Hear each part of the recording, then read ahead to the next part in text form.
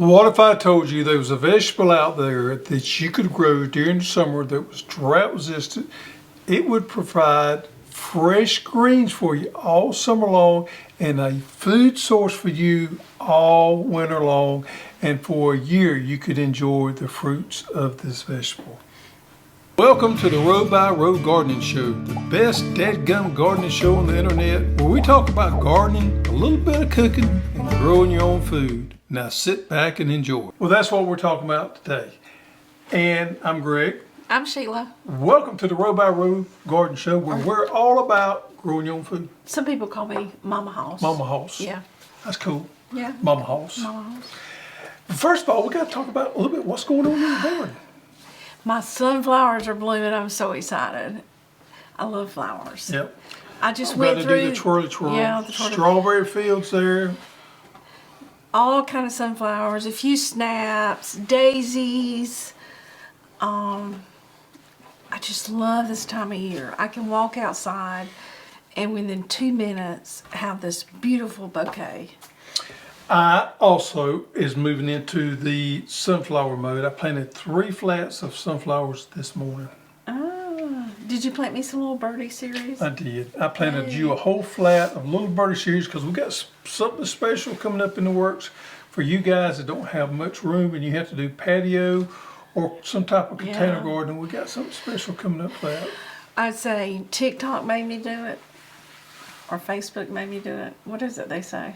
Yeah, both. Both. Anyway, I broke down and bought me a green stalk.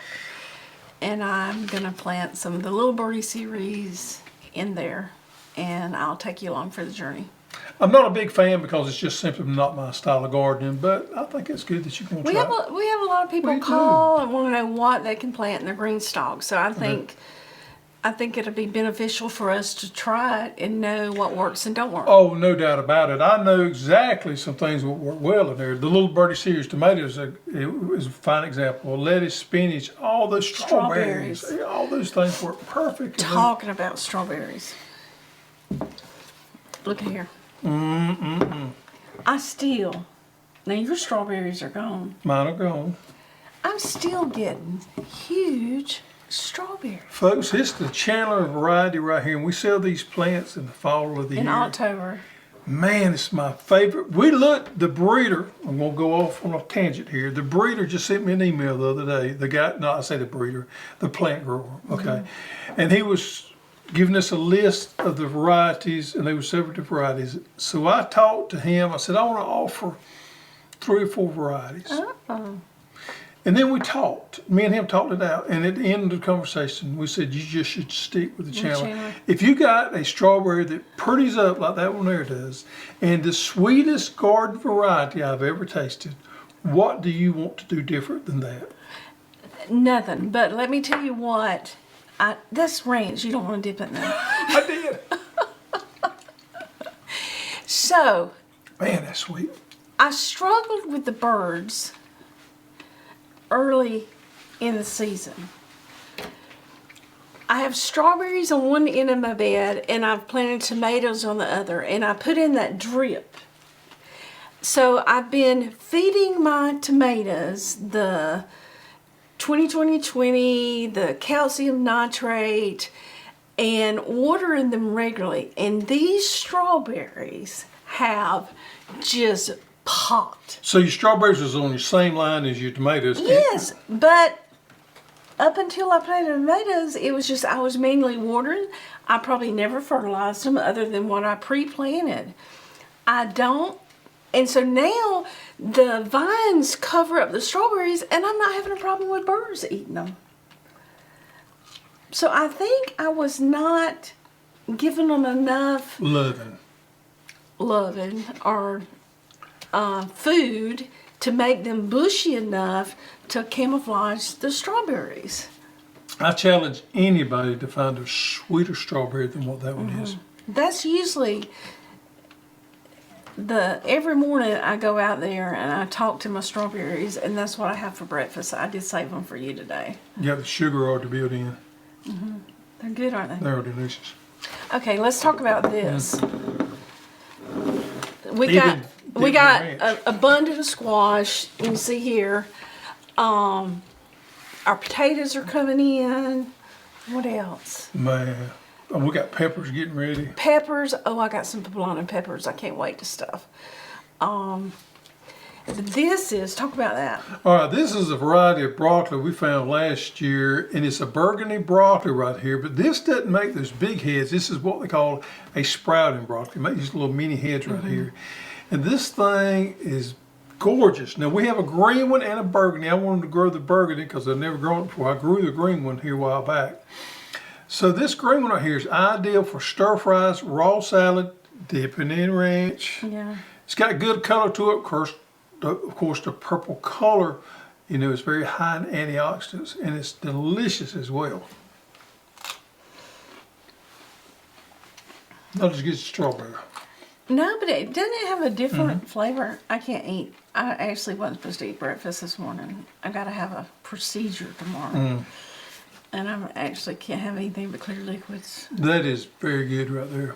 It's different now. I can promise you it's not like the big heads that you eat. You're actually going to prepare these different and you're going to eat them different. Great for snacks. I think just raw. Salad, yeah. So anyway, the corn's tasseling. Potatoes are getting ready to dig. What else? You got your mouth full. Well, everything's growing like crazy at the moment. Squash. Tobacco's that high.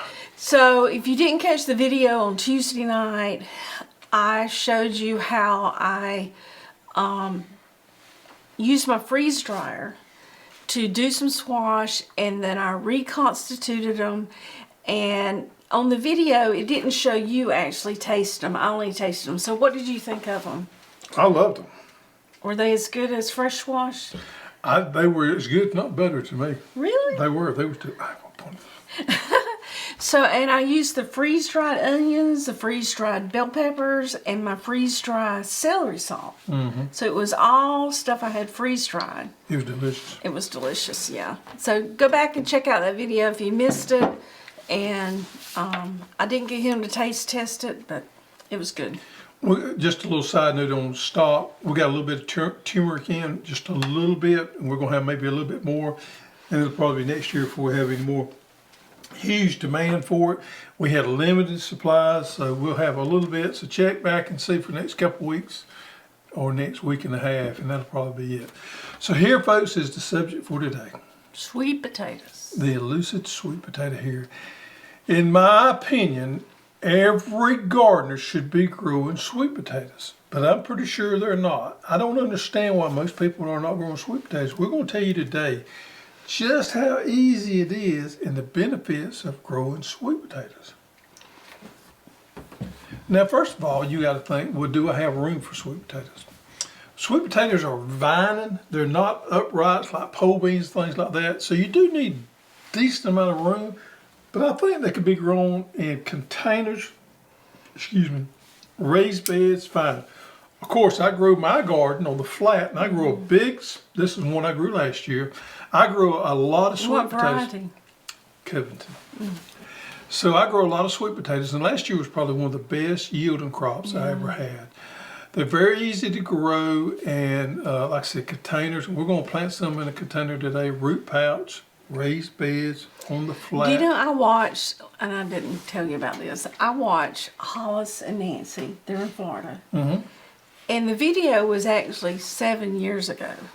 But they planted some in these big containers, and I know you're not an advocate of this, but they let them grow up. They said they had to train them and had to daily up a trellis. Never seen that. It was really interesting. Never seen it. Yeah, but they did that because they didn't have the ground area, but they let it. They had a trellis, and he said they had to daily go train them and keep them trimmed, and it was interesting. It might have been interesting, but potatoes are extremely low maintenance. So they did say that was not the norm, but it could be done. You know, these things are very high in nutrients. They store really well, which I think is great. Now, this potato right here is from last year's crop. So this potato right here is about 10 months old. Still edible. And where have you been storing it? These were stored inside the warehouse. Now, I did cure these out, and these videos out there, and we have one out there showing how to cure a sweet potato when you harvest it. But if cured correctly and put in an environment where they're not in direct sun, it's nice and cool, these things will last and last and last. And a great food source that you can just go out there to the barn, get, and cook whenever you want it. Now, people love these different ways. Sweet potato fries, baked. Oh man, sweet potato souffle is my favorite. Yeah. There's all different ways people love the sweet potatoes. Sweet potato French fries Yes, yeah. is my favorite. So there we have it. Now, sweet potatoes can be grown just about any climate. They love the heat and they can tolerate dry weather. Now, normally speaking, ideally about 1 inch a week. I put drip tape on mine, and the drip tape for me is a great insurance policy. I have grown them before without the drip tape, but if we turn off and have an extremely dry year, I have that drip tape there that I can use to water, because it's hard to water these overhead once that vine completely covers the ground there and get really good penetration. So this is a good crop for the summer because they can handle the drought, the heat. I love it. And another thing that we did last year is you can enjoy the greens all during the summer before you harvest the potatoes. You know what? All right, so let's just go with the benefits right here. Okay. What better benefit is the sweet potato greens? First year, tried them last year for us. Wonderful stir fry. I put them up against any collard green or mustard green. Well, you could eat them like in a salad. You can stir fry them, wilt them down. There's just so many ways you can use the greens. And we just barely touched the surface last year. And then you've got the root potato here that you can enjoy in several different ways. Let me just get this one up right here. Oh, wow. I think this is the Covington. I'm almost positive. This is the Covington right here. So this one's got a couple of wireworms got into it. See there? Yep. You could cut those out. Nothing like live. Yeah, be a little protein there for you. But you could cut those out. This one right here is a decent sized potato. That's what I like about the Covingtons. They make a pretty decent sized potatoes there. But I did get some worm infestation in there. Was that before you stored it or after you stored I noticed when I was talking about it a while ago, there was a couple of little small pinholes in there. So I'm not sure. I don't see how they could have got in there after I don't know when they could have got in there. Maybe Well, before I harvested them. those that I've cooked all along and along have not had that. Right. Maybe that's just a... Maybe that's just the one I picked up. How about that?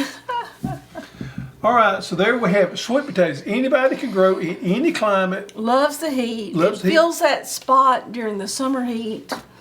Yeah, so once your Great broccoli... ground cover. Yeah, once your broccoli and your things, your brassicas have kind of cycled out, and you need something to plant when it gets hot and dry, sweet The potato fits nighttime temperatures need to be 55 degrees or above. Now, I am one, we didn't live down here in the long summer. We have a long growing season. This is just me, I like to plant mine in late May, in here in Zone 8. So you haven't planted yours I've yet? not planted mine yet, and I'm going to go over that in just a minute, why I have not planted. All right, so right now we've talked about the leaves, we talked about the tubers and how well they store. You got to cure them, but that's no big deal. Let's talk about varieties. Okay. Now, I don't know how many varieties there are out there, but there's a lot of sweet potato varieties out there. We're going to cover the main 4. But there are a lot more out there than that, and if there's one that we don't mention that is a favorite of yours, please put it below in the comments, because I would love to know what is your favorite one and why. So let's dig into it. Georgia Jets, which is a very popular variety right here. Now, believe it or not, Georgia Jet is cold tolerant. Now, Georgia Jet has one of the highest sugar contents of any of the sweet potatoes. And fast growing. Now, that's the pros. The cons of Georgia Jet is it doesn't necessarily make the prettiest potato like this one was. See how pretty that potato was? That was almost a perfect potato, minus a couple worms that was in it. Maybe you should cut it. Georgia Jets will get a little knotty on you sometimes and not necessarily so big and uniform. That is the downfall of Georgia Jets. But the flavor overrides that with a high sugar content. Now let's talk about Beauregard. Beauregard is one of the newer varieties that's come out in the last few years, and it is the most forgiving variety to grow. So if you're new to growing sweet potatoes, I would recommend you growing Beauregard. It's a great variety. It's less forgiving. Let's see what else it does there. And it's high yielding. It's a little more drought resistant than some of the rest of them, but that's a great one to start with. And many of the seasoned gardeners continue to love to grow Beauregard. All right, the next one is my favorite, and it's Covington. Covington, if I'm not mistaken, is a variety out of North Carolina State. If I'm wrong there, I think so. And It's sweeter than the Beauregard. It's sweeter than the Beauregard, but not as sweet as the Georgia Jet. And it has a longer storage time. And it is more consistent in size. It makes the prettiest potato of all the ones we're going to talk about today, as far as being consistent and uniform in size. Great storing potential as well. So the Covington happens to be my favorite. And one more thing, Covington is our best selling variety. Really? And it costs just a little bit more than the rest of them because we have to pay royalties to the breeder on those. Oh, okay. Now the last one is somewhat maybe classified as a novelty type potato. Can you pronounce it for me? I was like, can you pronounce it? Morosky.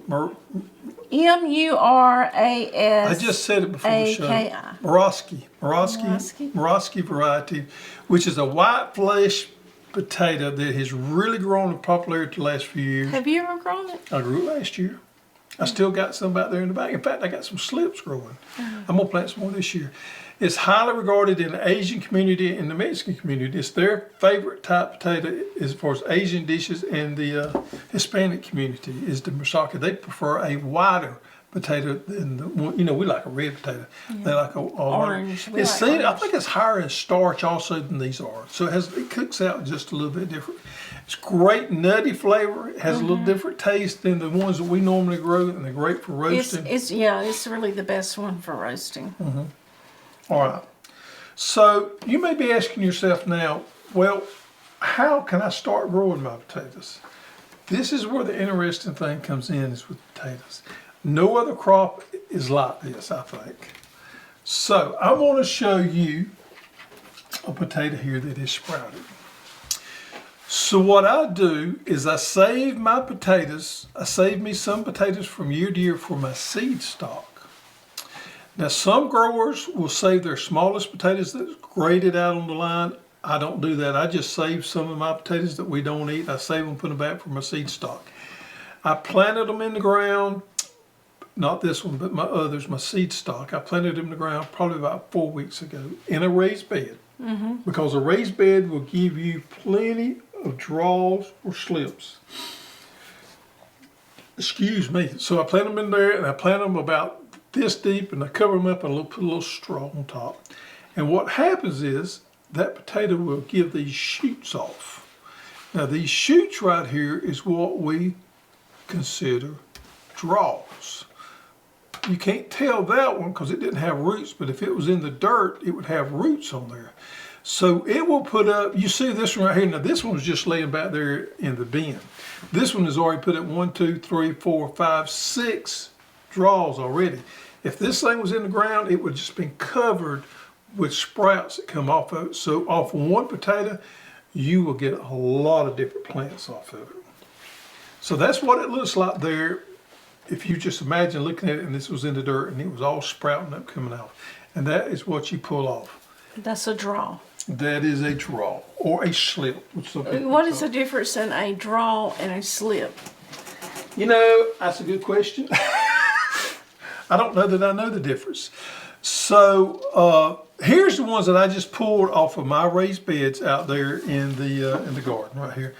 Now I've just pulled these off maybe 45 minutes ago, so they're nice and fresh and look really good.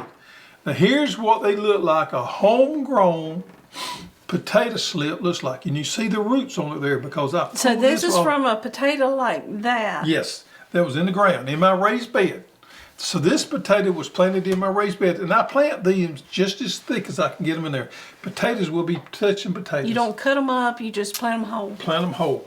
lay them in there and I cover them up with soil. Well, I saw them up there, but I didn't know what you were doing. That's what I was doing.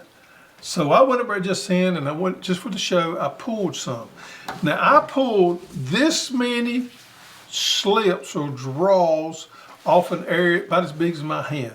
So that's my point: is you can grow a tremendous amount of these off a 4x4 raised bed. So when I was watching that video last night where they trellised them, they put that potato in water and grew the slips. You can do that. So you can do it. You can do that if you're a home gardener. You just want 3 or 4 slips. You can do that. Now this is the way to do it right here. If you want a good bunch, medium, okay. a bunch. So off this area that I grow off, and I just took my hand down there this big and reached down and I grow off. I just counted them when she was talking there. That's 12 slips there. Wow. Off that smoke. So my point is, it takes a very small area to grow these nice sweet potato draws. So you would take this and you would transplant them about this deep right here. Or you could dig you out a trench, and I'm going to talk more about this in a minute. This is the way I actually do it. I dig me out a trench and I lay them down that way.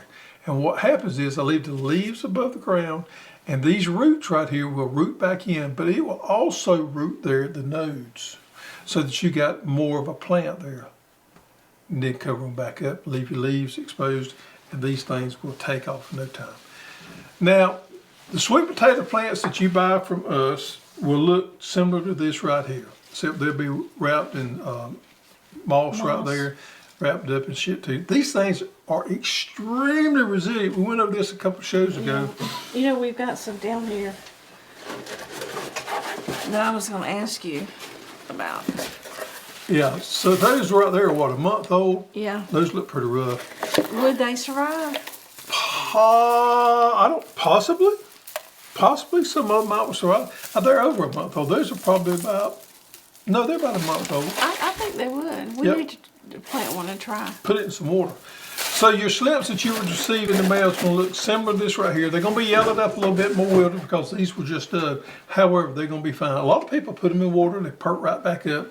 But even if you don't put them in water, just keep them dry and lay them out and they'll be fine for a few days. What you don't want to do is leave them laying out in the hot sun. Any other method than that, they're going to be fine, I promise you. Now, we see what that looks like, and that's what the home garden right there does. But I'm going to show you what the commercial farmers do. You made a mess. This is what the commercial guys do, and you can take a lesson from this right here.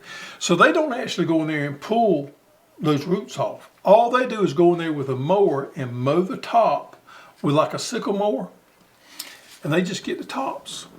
Mm-hmm. And they take that and stick into the dirt, and that's what roots. That's what your commercial guys do. That's what a potato slip is? Is one of those rooted? Yeah, I think that would be what a slip would be called, would be just this right here. And they plant them just in the dirt like that right there. And every one of them little nodes right there, it will put out roots. So the reason I'm saying this is, so if you do plant your slips and you need a couple more to fill in some gaps, wait till these sprout out. Go in there and cut them off fairly low, and you can reroot that. Just stick it in the dirt, and that right there, kept moist, will root and grow a fine potato. Or you could stick it in water and let the roots grow. I'd rather stick it in dirt. I guess you probably could stick it in water, but I'd just cut it and stick it in the dirt, water, and be gone with it. So I've seen where they say, like, be sure to cut this below the node at a slant. No? No, I've been there in the field when the commercial guys roll through. And They they do just that. cut. They cut them, rock and roll, and put them in the dirt and rock on. Yeah, the main thing is these do not ship near as well as those. That's the reason we do not ship these right here to customers, because they wilt faster. Yeah. So those that are pulled off, that's got the root on, ship a lot better, and they have a lot more lifespan. But you can pull these off right here, cut them off, and plant those, and you can just keeps them multiplying. So just give everybody a heads up. That's the way it's done. Now, the question is, which is a slip and which is a draw? Draw, yeah. If anybody knows, hey, let us know. Sweet potato terminology. I do this. So if somebody's ordered sweet potatoes and they get them in and they're not quite ready to plant them. Maybe it's bad weather, or maybe they don't have their, what do they need to do with them? Well, they can put them in water and change out the water pretty often because you don't want to leave them in the same stale water all the time. Or you can just simply lay them out, keep them dry in a cool, dark place, and they'll last for several days. Now, they may look a little rough, but they'll be fine. And when you plant them, if you plant them like I told you did, lay them down, leave the top up, they'll root in them nodes out there, and you will be fine. Okay, once you plant them, do you need to mulch? I don't mulch mine. I don't mulch my potatoes. They grow so quick, they vine out, so I think mulching is not a method that needs to be used on sweet potatoes. Now let's talk about irrigation. All right, we got drip irrigation, you can do overhead irrigation. As I said earlier, I use drip irrigation because it's an insurance policy. If you're one of them people that's on the fence or you don't use a lot of drip irrigation, this is a perfect plant to grow without drip irrigation because it is so drought tolerant. Let's talk about the soil requirements. You need well-draining soil, pH between 6.0 and 6.5. They like kind of a sandy type soil too. Rich and organic. You can add some good quality compost and Yep. Yep. inch of water per week. Yep. Yep. That's about right. So before you pre-plant, do you add anything? Yeah, now I would add the manure. So potatoes like a lot of phosphorus. They're like corn. So if you've got a plot of land that's got a big phosphorus load out there, potatoes is the ideal crop to grow on it right there. Corn or potatoes, either one will take a lot of that phosphorus off. But I do like to put manures in my soil. Now you can use the complete organic, which is what we use, is composted chicken manure. Or if you've got some good manure or good compost, by all means use that as a pre-plant. Now here's the thing, we was talking about drip tape a while ago, we're moving into fertility here. If you're not going to use drip tape, then you need to put as a side dress down on your potatoes early on, you need to fertilize them pretty heavy because these things vine over pretty quick and you cannot get in there to fertilize them. So if you're not going to use the drip tape and spoon feed them, then you're going to need to side dress them heavy with enough fertilizer to make them, because once they get to that vining stage, your fertilizing is over. Yeah. And if you want to check out our Hoss University, we have a sweet potato growing guide, and it tells you exactly what to do pre-plant and throughout the growing. Okay, so what about you people that don't have a lot of land and that enjoy growing in containers? We got something special for you right here. And just like that, we got a container right here. Folks, this is our 15-gallon root pouch. And yes, you can grow sweet potatoes in a root pouch. We're going to show you how we would do it. So I filled this up with some good potting soil, and I've added some good compost in there with it. And then I'm going to do about 8 ounces of complete organic fertilizer, and we're just going to sprinkle that in, and we're going to work it in. You know, it seems like it's pretty heavy, but potatoes are what I pretty well consider heavy feeders. So this is going to give them a great jump start there. We're going to do that, and then we're going to mix this in. Once we got that mixed in, now it is time to plant our potatoes. So we've got our slips right here. Let's separate them out. We're going to go back in. You can plant these things deeper than they were. The main thing is you just want to leave some leaves sticking out there. So I'm going to kind of do, like I said, dig me out a trench right there. Cover them up just like that right there. There's one. This is a big one right here. It's actually got 2 on it.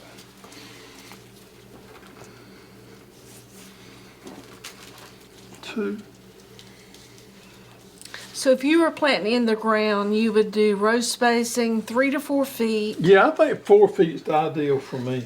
Plant spacing 12 to 24 inches, and planting depth 4 to 8 inches. Yeah, I like to plant on my emitters, exactly on my emitters there, because I'm using my drip irrigation. All right, folks, so you can see here, I planted 4 slips, which is perfect for this root pouch right here. Now that right there, you keep it watered, and you're probably gonna have to fertilize it a couple more times. But this root pouch right here would furnish you with plenty of greens during the growing season, during Right. the summertime there to eat, and then give you some good sweet potatoes come fall there. So if you don't have room and you want to experiment with growing sweet potatoes, the root pouch here is an ideal way to go. And this is a 15. I would really suggest maybe the 45. Yeah, you could probably put, what, you think 12, 15 slips in it easily? And then we have the 100 gallons. Yeah, So, if you really want to step up yeah, your if you game. want to step up your game. But if you're just starting out, first time, 15. Yeah, and what I like about the root pouch is it breathes. So this fabric right here actually breathes. It will, if it gets overwatered, it'll actually evaporate there right there. So it seems to work a little bit better than containers. It doesn't get waterlogged, and it really doesn't dry out like my raised beds does. Right. Yeah. Okay.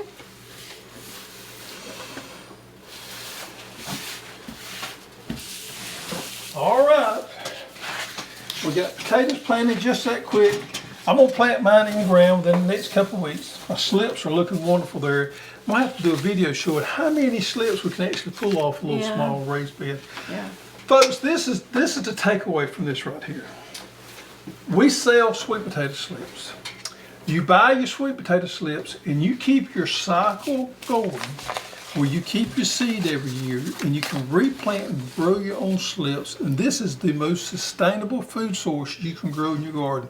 Never again will you have to buy slips, will you have to worry about acquiring your plants or seeds, anything, because you can take this sweet potato with that cycle there and provide yourself with a lot of food with Year after year after year. zero inputs for the rest of your life. Wonderful, wonderful crop to grow in your garden. Boom.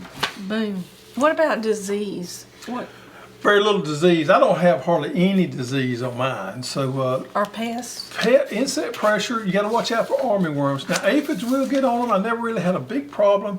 You will have some worm problem, especially armyworms. So you got to keep an eye on that. If you see any damage, I would suggest you go ahead and treat immediately because those worms can get away from you in a hurry. You can use Bug Buster 2, you can use spinosad, you can use neem as preventive. But it's fairly pest-free plant to grow. I mean, it don't have a lot of problems at all. And when do you harvest? When you harvest, when your potatoes, your vines start dying off a little bit, you can Turning tell. yellow. Turning yellow. It's time to get out there and maybe dig up a few, see what they look like, and it's time to get them out of the ground. And cure? Before frost. Yeah. Curing, we got a video on that I'd suggest you watch. We use a humidifier. I got one of these little small, somebody gave it to me. You know when you got kids and you buy these little humidifiers? Yeah. What I do is I put that in a little small space with a little stand-up heater. Everybody's got those little heaters. That, the humidifier, for about a few days, few weeks, and that'll cure them out, and after that they're ready to consume. And then store them in a cool, dry place. Yeah, as my Like I say, we stored these for 10 months. Yep, as my grandparents did, they stored them underneath the house. Yeah. And our kids, they'd send us underneath there to shimmy underneath there to get the potatoes when they got ready for them. And the main thing is, when you harvest them, do not wash them. Nope. Do not wash them. Yep. And use a good dibbing fork and try to go underneath them so that you don't skin them up. Okay. All right. Grow you some sweet potatoes. All right. Let's move on. Move on. Garden Spotlight. I'll Yep. let you hold these up. So this was sent in by Chris Waits of Bessemer, Alabama, zone. He said 7B8A. He's got his double wheel hoe And there. he, I actually should have printed out the email he sent, but he loves his double wheel hoe. And he's got tomatoes and squash. Look at those squash. That's pretty, aren't they? Those are gorgeous. Thank you, Chris, for sending those in. And you can send those in to custserve@hosstools.com or on a website under Hoss University. You can submit your photos for our Garden Spotlight. Yep. We got the drawing, folks, for the elusive old goat. Old goat. So old goat is a figurine that's hidden on the shelf somewhere behind us. And it moves around every week to different places. If you find the old goat, put it in the comments below. We'll have a drawing next week for the old goat. Send you a wonderful prize if you win. And the winner for this week, for last week, finding the old goat, is You were very quick to pick that out. Johnny Crawford. Johnny Crocker. There we go, right there. Send us your shipping address to custserve@hosstools.com and we'll get you something wonderful sent out. And of course, we got the Monterey giveaway. The Monterey giveaway. Monterey giveaway. Monterey, which is a vendor of ours, has graciously allowed us to do a giveaway with their products every week. And what we give away is horticultural oil, which works wonderful, folks, on those soft body insects. We was talking about aphids just a moment ago. This right here is wonderful. And what I like about this particular horticultural oil is it will not burn. You can spray any time of the day. And then their Monterey Complete Disease Control, which is a biofungicide. This is a natural, all-safe fungicide right there. It's good for soil diseases as well as leaf diseases. And we have the yellow sticky traps. And let me talk about these. So we had a customer email as well as call, and I happened to answer the phone. And they wanted to let us know that this traps some little birds. Really? Yeah. He said, I just want to give you a heads up. Well, it is a sticky trap. It is a sticky trap, and they said that it attracted some little birds in their garden. And I said, well, thank you for letting us know, and I will make that public service announcement. Okay, so these right here are meant to catching insects, and they're twofold for these right here. You can monitor with them to find out what your pest populations are, and also you can use them as control. I did tell them we really only use them in the greenhouse. We hadn't used them. I'm going to use them out there in the.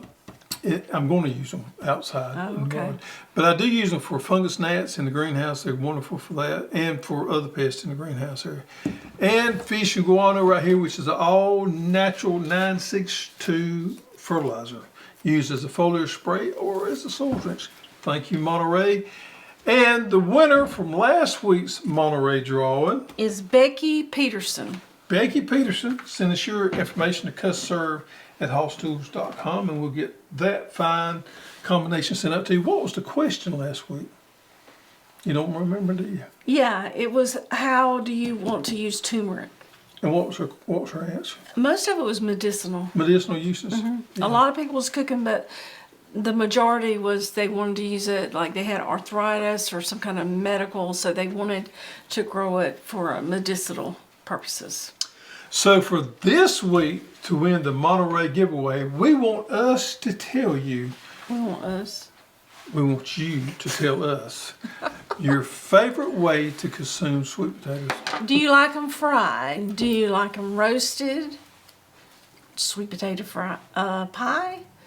Yeah. Souffle. Souffle. Souffle is your favorite. My favorite. So what is your favorite? Put it in the comments below, and that will enter you in the Monterey giveaway.